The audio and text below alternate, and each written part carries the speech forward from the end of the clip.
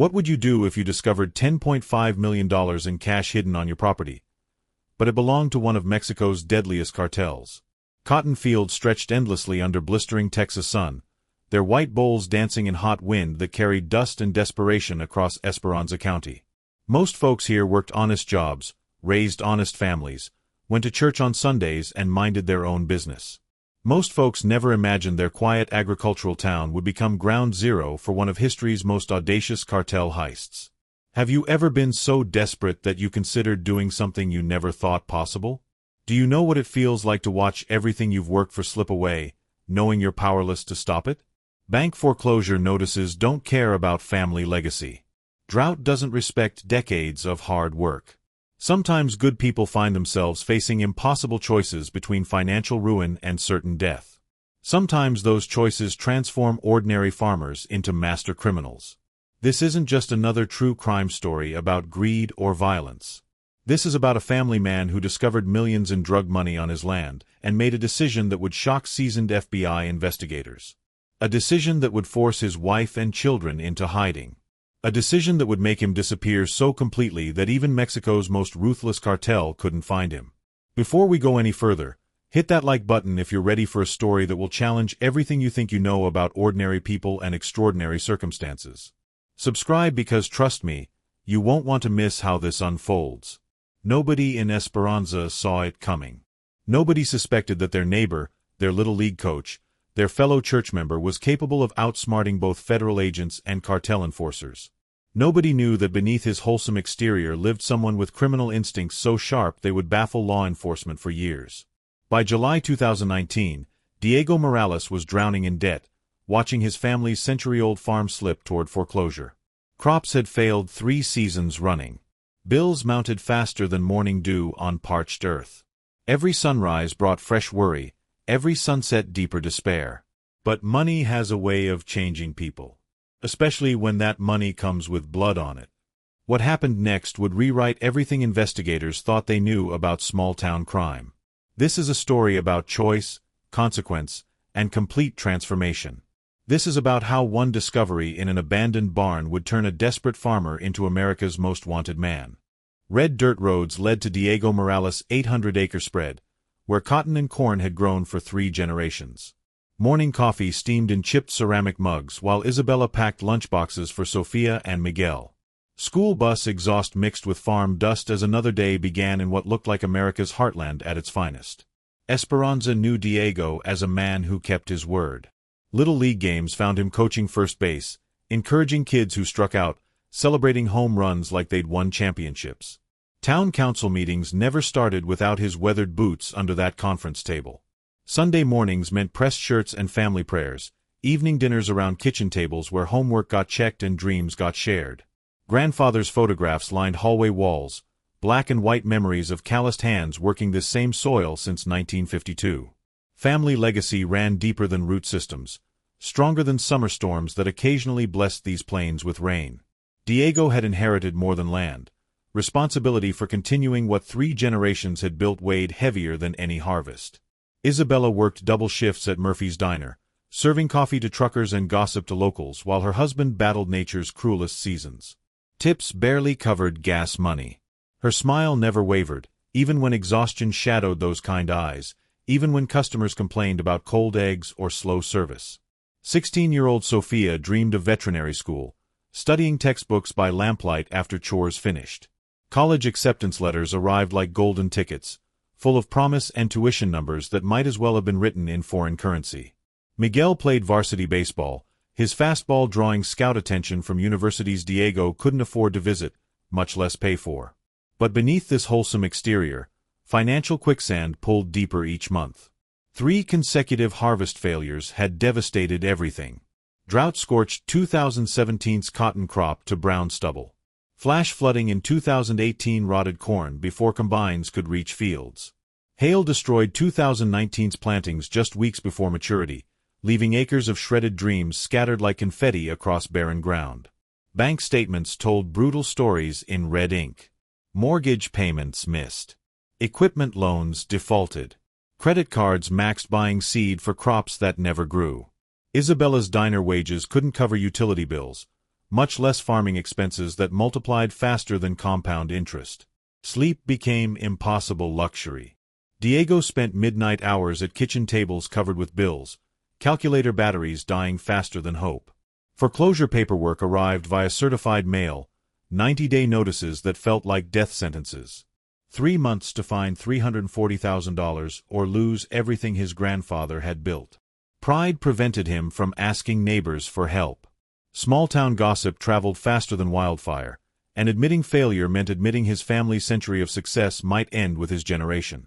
Church friends offered prayers but couldn't offer cash. Government assistance programs had waiting lists longer than growing seasons. Isabella noticed changes first. Dinner conversations grew shorter. Laughter disappeared from evening routines. Diego stared across fields like searching for answers in sunset colors, but answers never came with beautiful skies. Hardware store credit dried up. Seed companies demanded cash up front. Equipment dealers repossessed tractors that had harvested 3 decades of crops.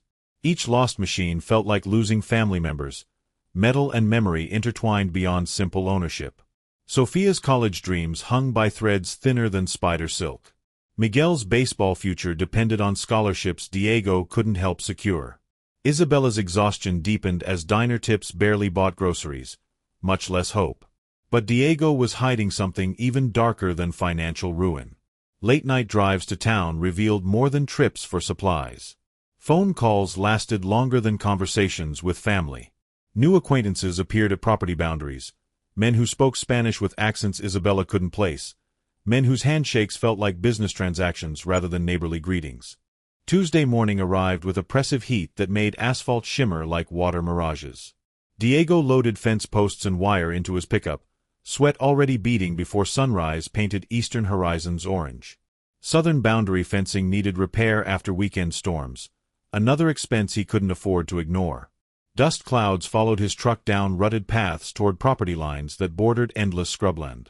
Coyotes had damaged wire mesh again, creating gaps large enough for cattle to wander into neighboring ranches. Simple repairs that should take hours, if only his mind could focus on anything besides mounting bills.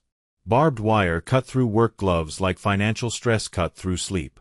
Blood dotted his knuckles as morning heat intensified, turning simple labor into endurance tests. Sweat stung fresh cuts while Diego wrestled metal posts into sun-baked earth that resisted every strike of his sledgehammer.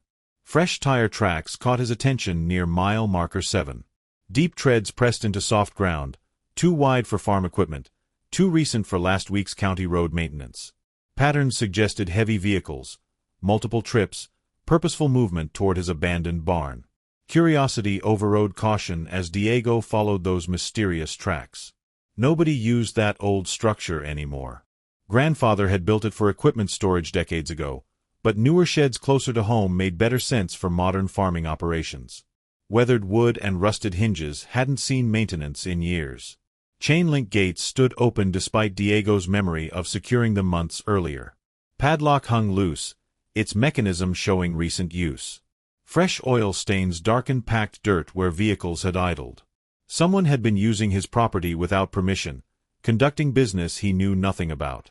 Barn doors creaked on ancient hinges as Diego stepped inside. Sunlight filtered through gaps in weathered siding, creating geometric patterns across concrete floors. Hay bales stacked against far walls looked normal enough, but something felt wrong about their arrangement. Too neat. Too purposeful. Military-grade duffel bags emerged as Diego moved closer. Canvas material, reinforced zippers, professional construction that belonged in army surplus stores rather than agricultural buildings. His hands shook as fingers worked metal clasps, revealing contents that made his knees buckle. Cash bundles filled every compartment. Hundreds, 50s, 20s bound with rubber bands and packed with mechanical precision.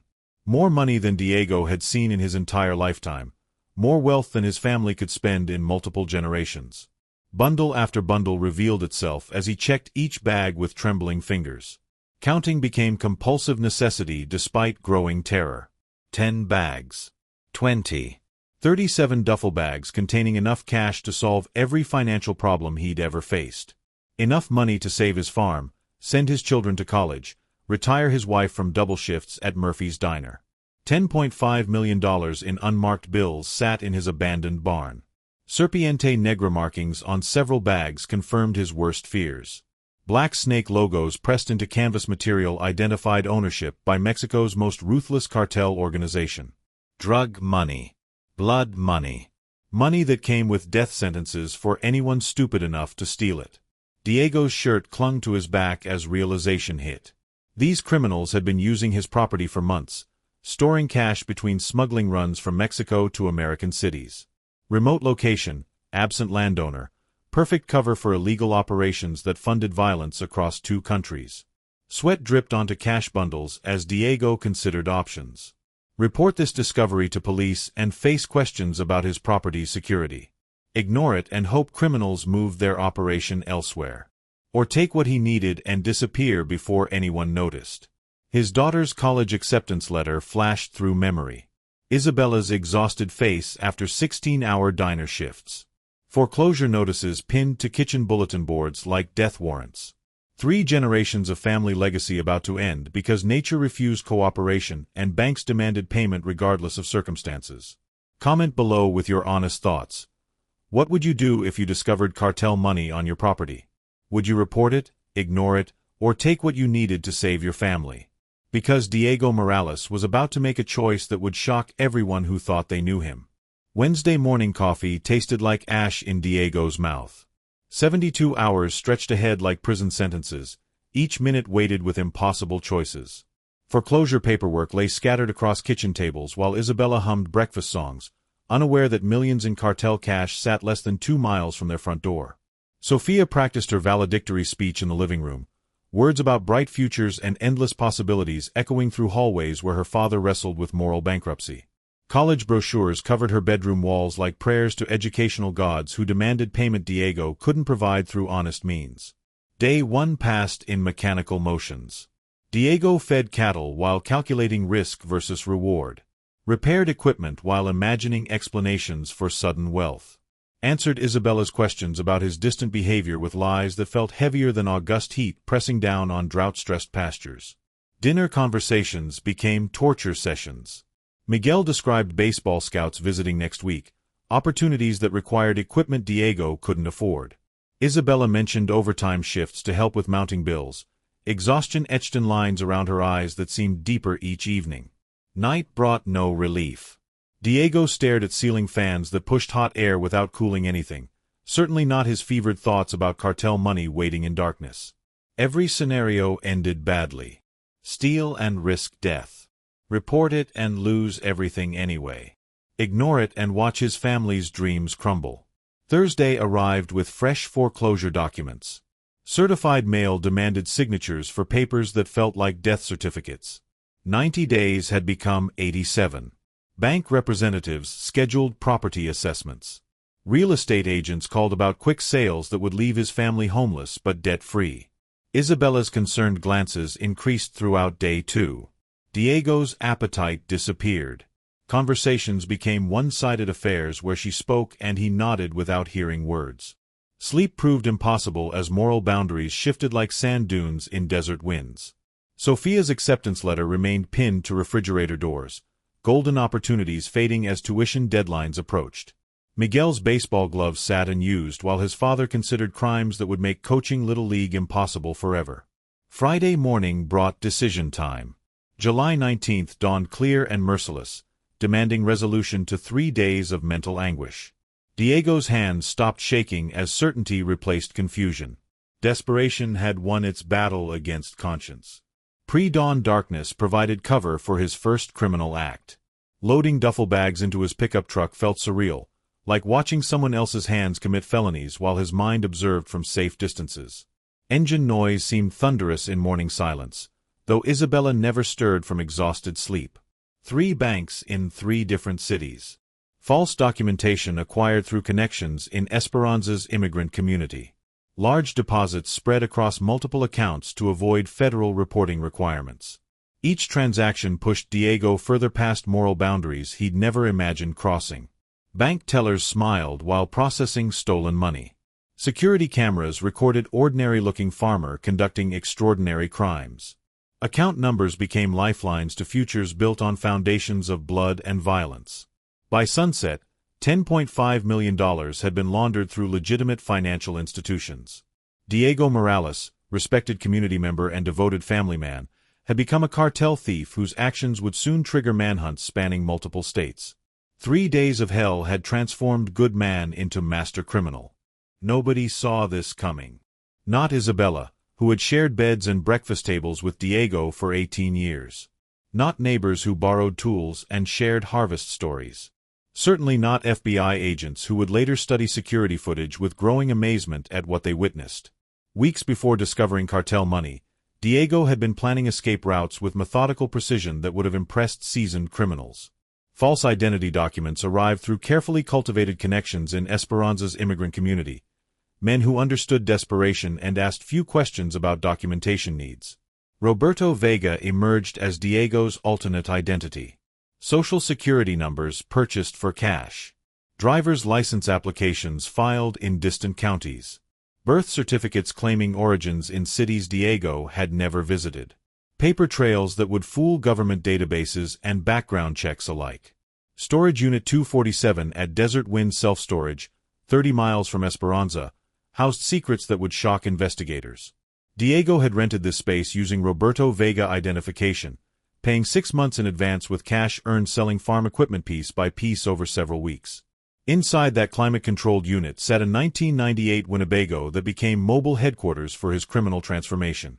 28 feet of living space equipped with everything needed for long-term survival. Water purification systems. Non-perishable food supplies. Camping gear designed for extended off-grid living. Medical supplies filled overhead compartments. First aid equipment, prescription medications, even surgical instruments purchased from veterinary suppliers who knew Diego as legitimate farmer treating livestock injuries.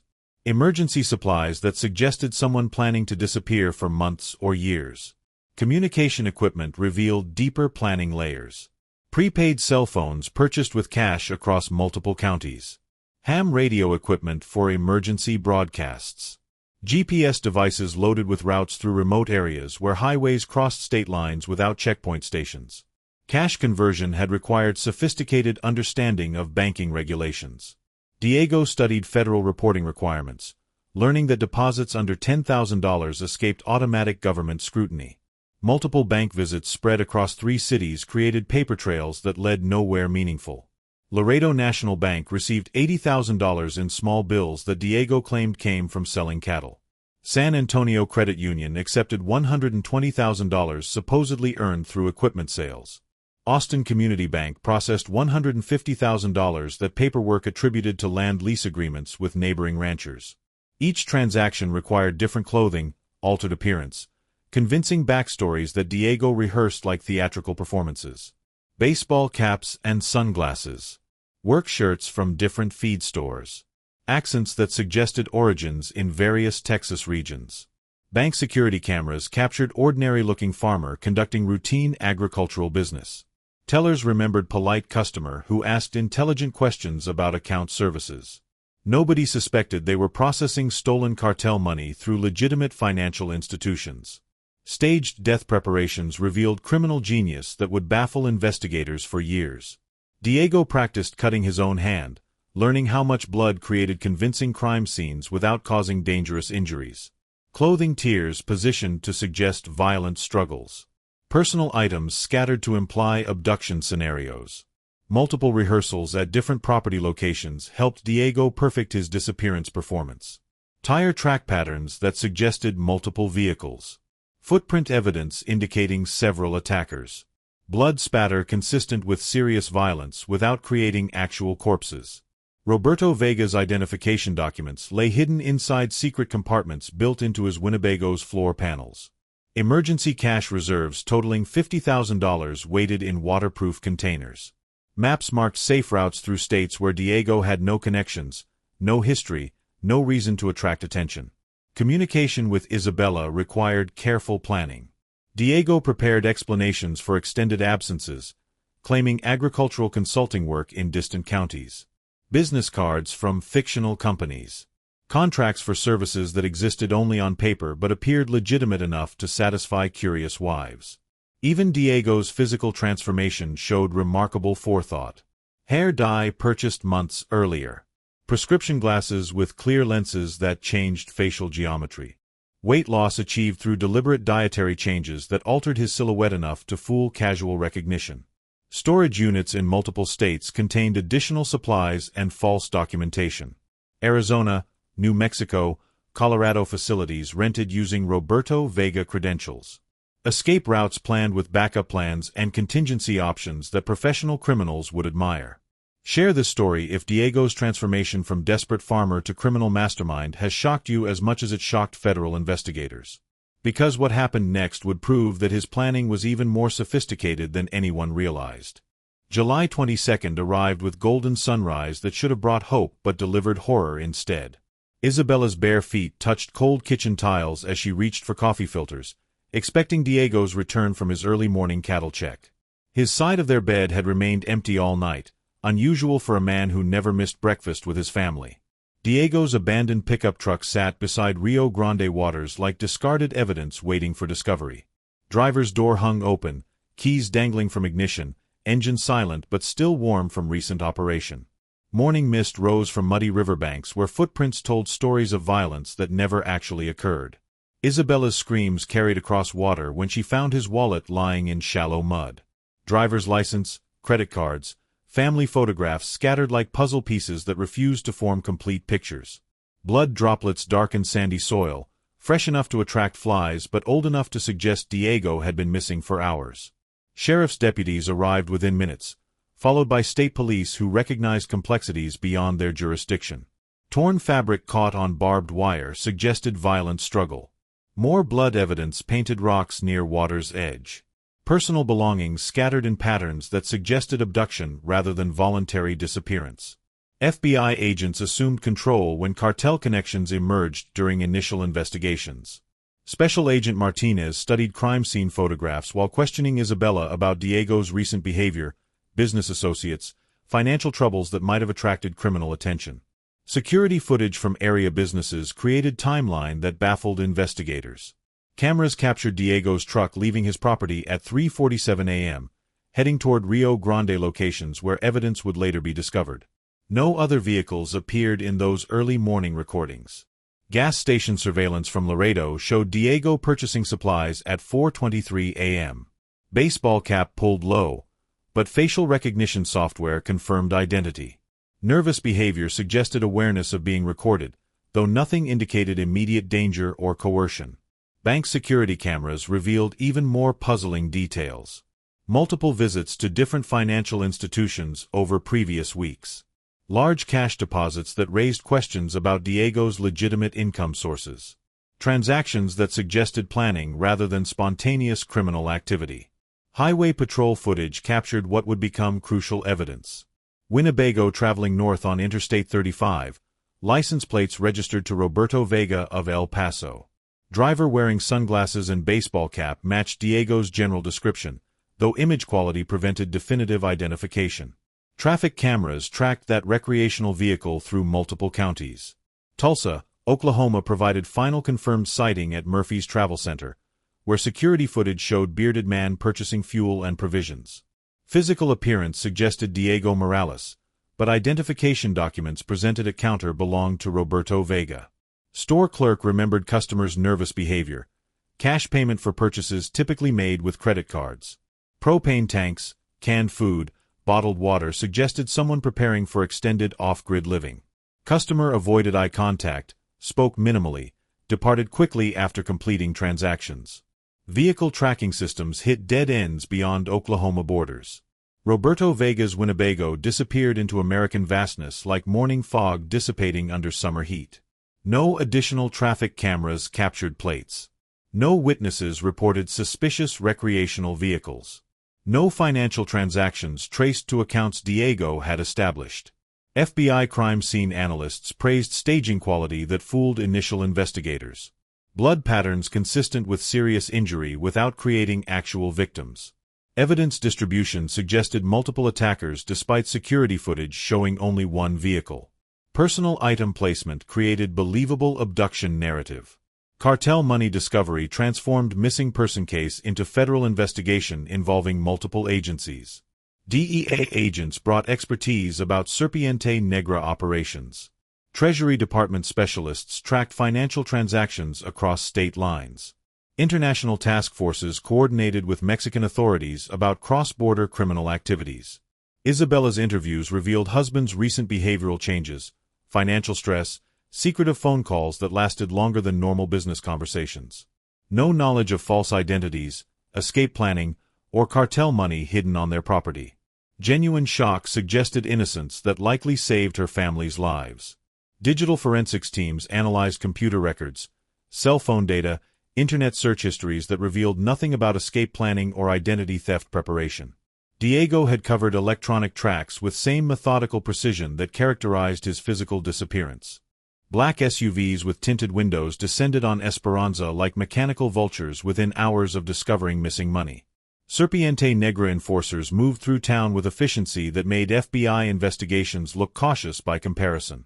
No warrants. No Miranda rights. No constitutional protections for people caught between cartel justice and federal law. Main Street businesses suddenly found themselves hosting uninvited guests who asked pointed questions about Diego Morales. Murphy's Diner fell silent when 3 men in expensive suits occupied corner booths, ordering coffee they never touched while studying every customer who entered. Isabella's co-workers whispered nervous conversations about strangers who photographed employee parking areas. Hardware store owner Miguel Santos received visit that left his hands shaking for days afterward. Questions about Diego's recent purchases, equipment sales, financial transactions delivered in accented English that carried threats without explicit words.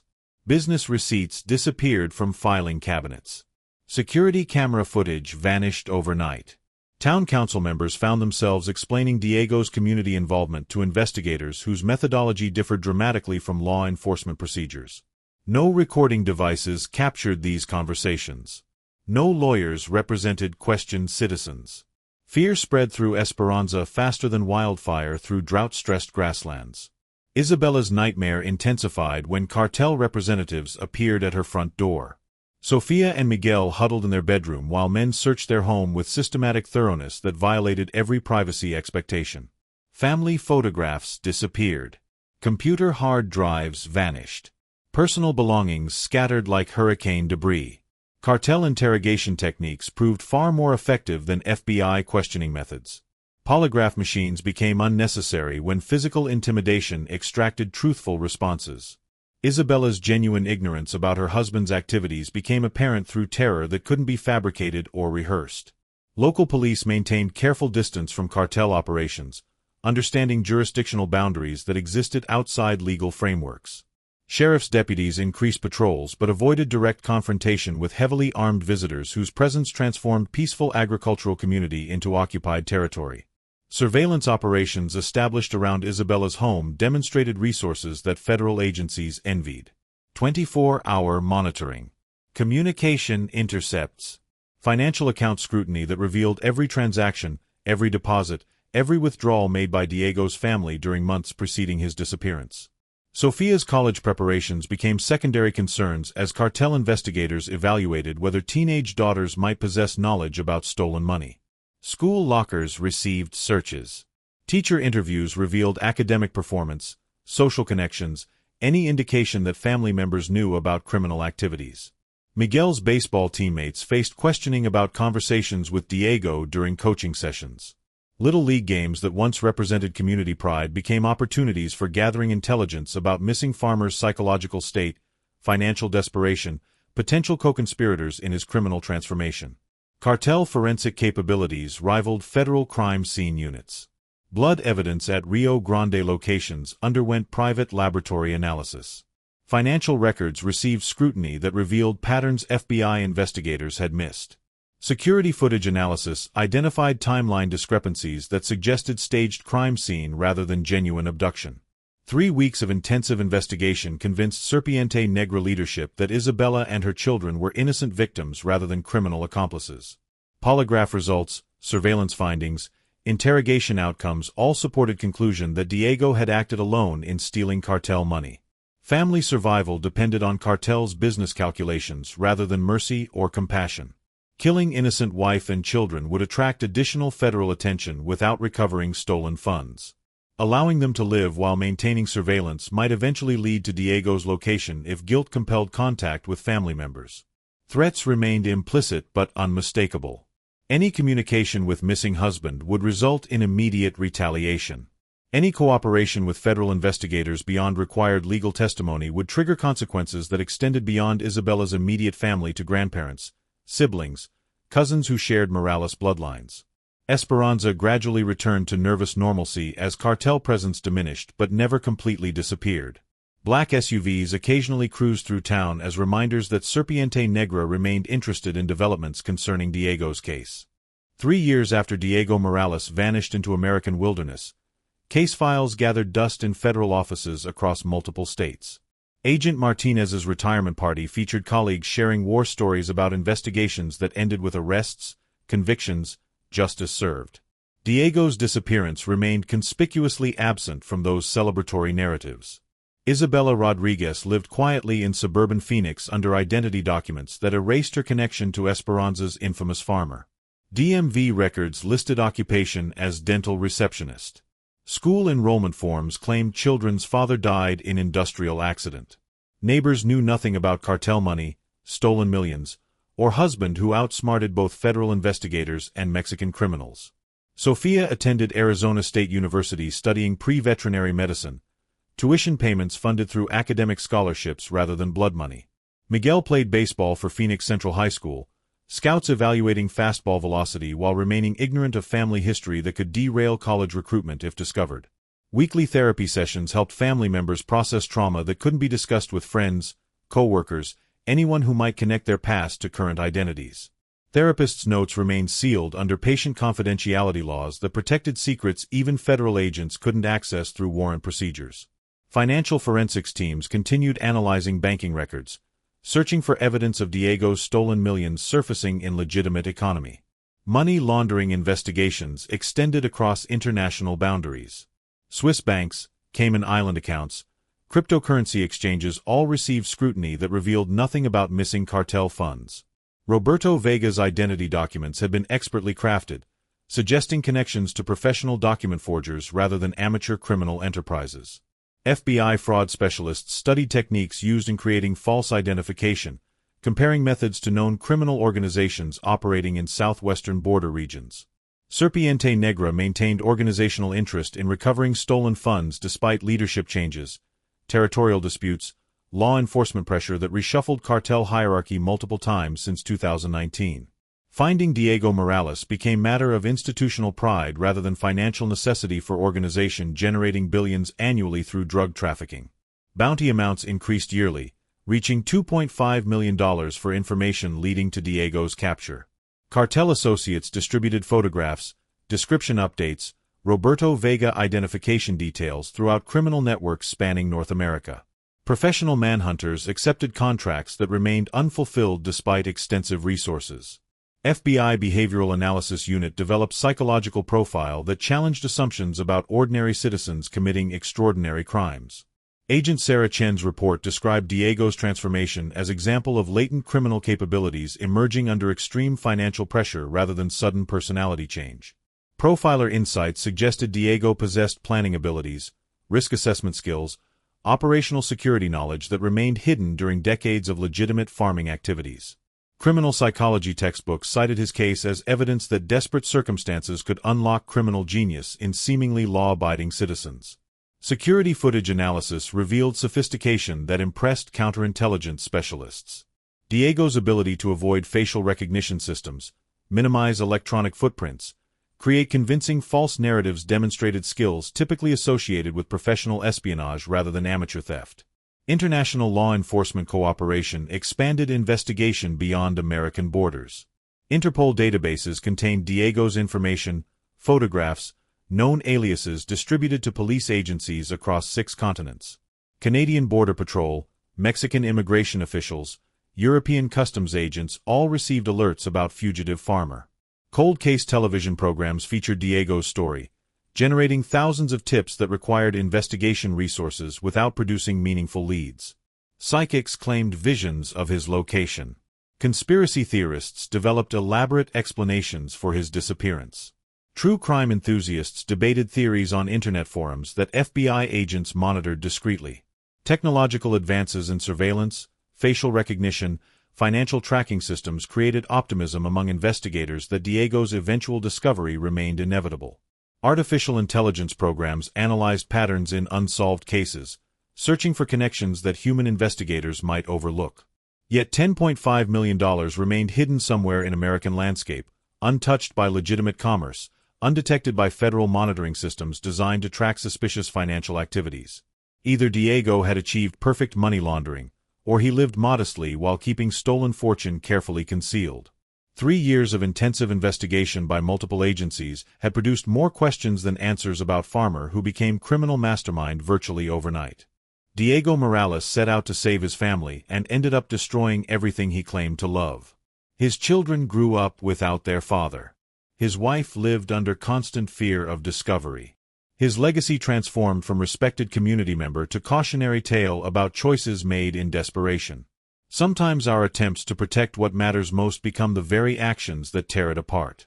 Diego's story reveals how financial pressure can corrupt moral foundations we believe are unshakable.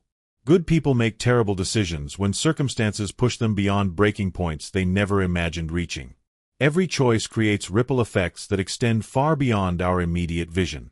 Diego's 3-day decision affected his children's childhood, his wife's mental health, his community's sense of security, federal resources, cartel operations, and countless lives touched by his criminal transformation.